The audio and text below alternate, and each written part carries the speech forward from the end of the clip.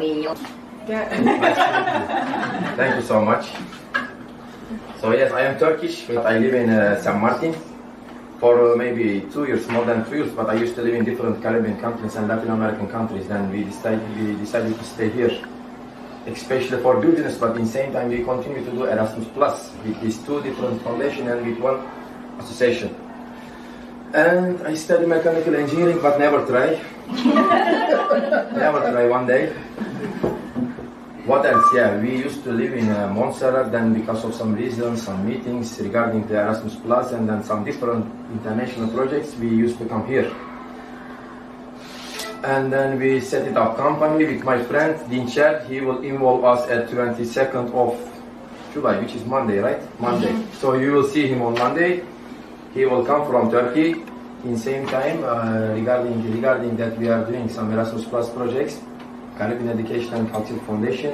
We set it up together with my friend like 2 years ago, and then we involved more than maybe 50 young people to Europe, from here to Europe. In same time, we used to work with university and this, you can imagine the Caribbean islands that they know that European Commission give a chance to European territories in Caribbean, which means like we are working with Dutch National Agency, but we used to have experience with French National Agency and British Council. So we used to work with Montserrat and Anguilla. Now we are working with Guadeloupe, we are working with Martinique, and we are working French Guiana, which is in South America. In the same time, we are working with Aruba, Curaçao, and St Marten, which is Dutch territories.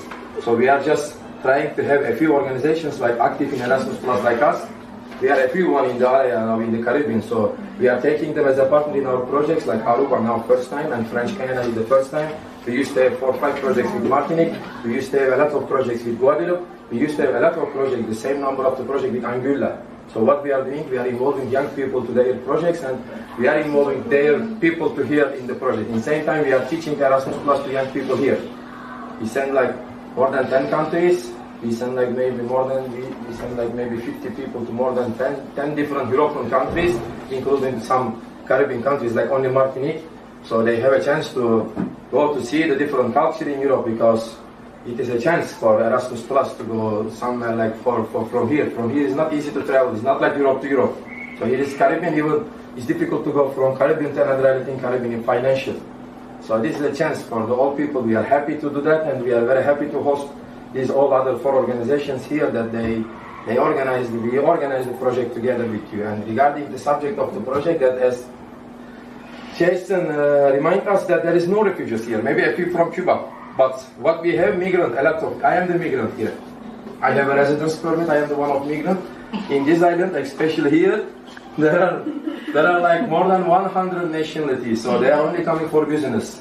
That's the thing that we do the same now, we are doing business here, but you can see more than 100 nationality people are here only for business. It is a lot of statistics, very strange, so maybe 20-25% of the whole population is only from real St Marten. The rest is all from other countries, which is the number 1 is Dominican Republic, then a lot of Haitian people, a lot of Chinese, they just come for here for business. So there are a lot of migrants, so you will have a chance to see the island, especially the culture, the people, the life, the real life in Caribbean, and then plus is regarding the subject of the project is migration. You will see the real migration country now. Everybody is like, no, like, all you see that from migrant. I don't work with immigrants, but I work with local underprivileged youths. As I said yesterday, I take care of this young mother. And yes, as regards to problems, at the beginning it's always difficult. I think perhaps all of you experience this until you break through them. But if you show them love and that you're willing to help them, I mean, it's very easy to get through. Being a mentor, I was only expected to talk and give advice.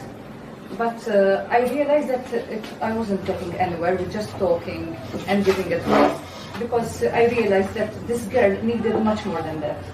I was telling her that she had to continue with her studies. Okay, so we found someone who was willing to give her lessons for free without paying, but there was no one to take care of the children.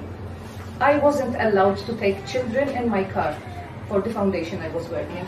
So I had to bend the rules. I had to take the responsibility, get a car seat, and get the baby, pick up the baby, take her to my home, so she could attend lessons. So I didn't think I was doing anything wrong, and I still do it.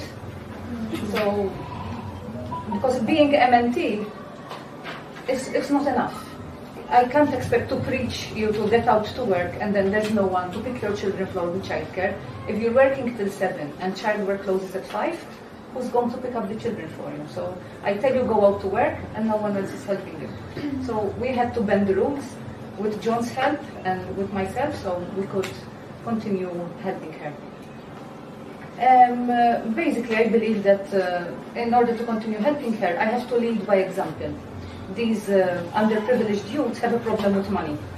So when they receive the benefits, the first thing they go to shops is, for example, if it's for the baby, it's toys. You don't need toys and new clothes for babies. I mean, her arguments used to be, I'm trying to give my child what I did not have. I always say, teach your child what you didn't learn. You don't have to give toys, you don't have to give new clothes, but teach. So I have to lead by example, like taking her to shops where you can buy second-hand items. I mean, I can afford to buy for her, and I do buy, but with her, I tell her, you have little money. There are more important things to do with the money. Food, milk for the baby, utilities, electricity bills, those come first. So now, after nearly 2 years, we have reached, because before it was difficult to tell her, when you get the check, don't spend it on silly items. Now she's herself realizing that buying a new pram for 500 euro is a waste of money. When you can get a hand-me-down from someone, which is still brand new, give it a wash, and you only use it for 6 months. So this is how we managed, and we're managing. But I believe you...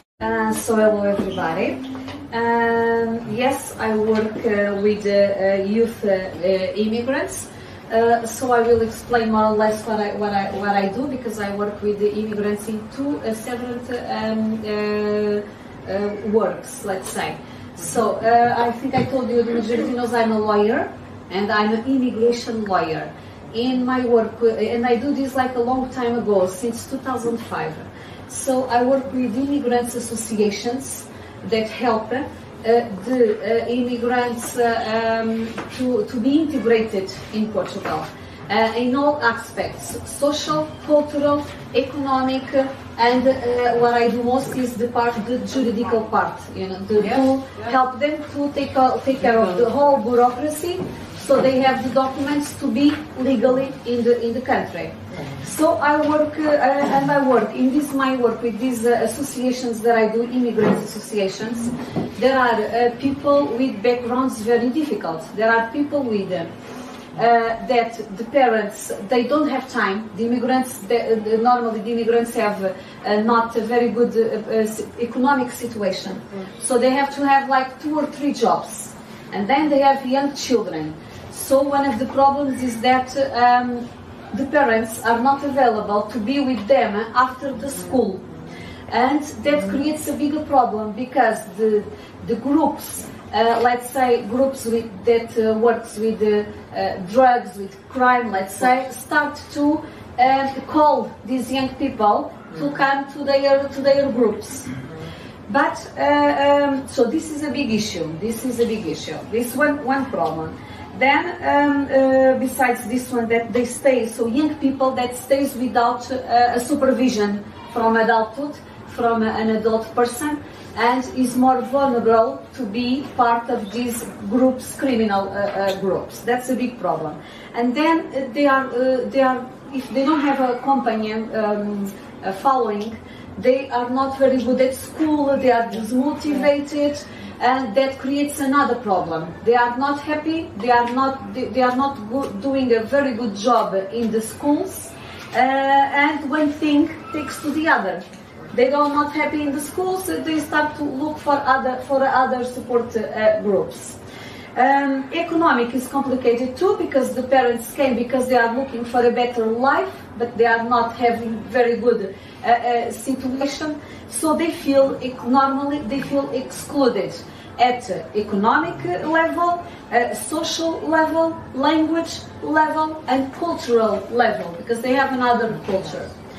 So, and this is the all problems that I remember that I see every day. So how do you solve them? I work with 2 or 3 immigrants associations, and they are partners also from my association Sonhos de Igualdade. That's why I said I work with the immigrants at 2 levels. One is professionally, because I do this professionally with legal papers.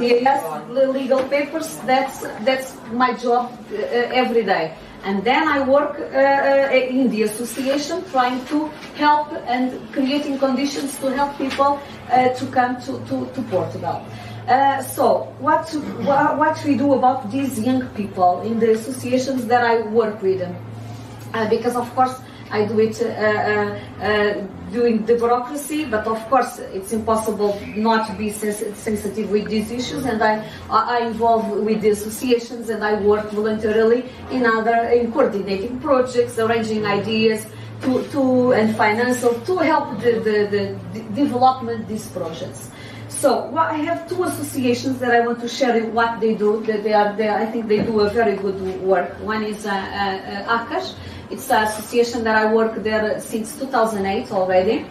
And what they do, because of the parents not being able to be with the children after the school, and to avoid that they are called for criminal groups, they create a project financed by our High Commissary of Migrations, where Paulo used to work, but now it doesn't work anymore there.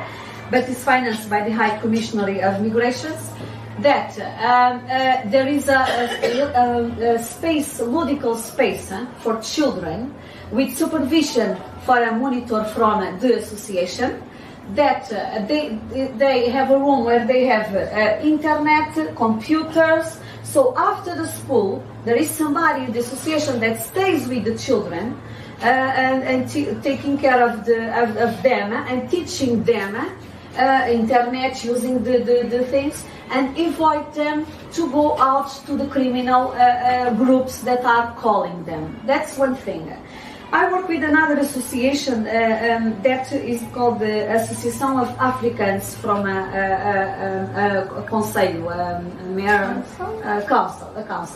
So in this association, what they do, this association, normally the immigrants associations these are associations from Cabo Verde, association from Brazil to help the Brazil. This association is Africans from the council, so it has all the nationalities from African. Even the board of the association is one of each country, to try to find cooperation between all the countries, and Portuguese too and Brazilian too. Okay, there are also, Brazil is not Africa, but they don't say no to people because they are from Brazil.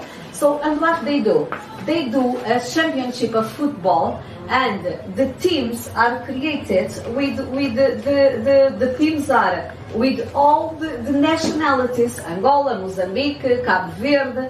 So they create football teams, groups of singers, and they all have to have one of each nationality, like the association has members of each nationality from Africa. The teams of singing, the games of playing football, and they have teams of futsal, and they are good. They win things in Portugal, this futsal team. So that's my experience, and the things that we try to solve some issues, even if it's small, but at least starting for something. Thank you. And I do work with young people, and I said that I've worked with young people in different roles and doing different things. And one of the things I choose to share is about something that we call a small grants initiative. So I was managing a public financing program that was targeting children and young people. So we were giving the money to the organizations, but then we decided to create a small grants initiative that money should go to the huge initiatives, like the young people themselves should identify what they wanted to do, and that money would go there, but not 100%. They would have to find small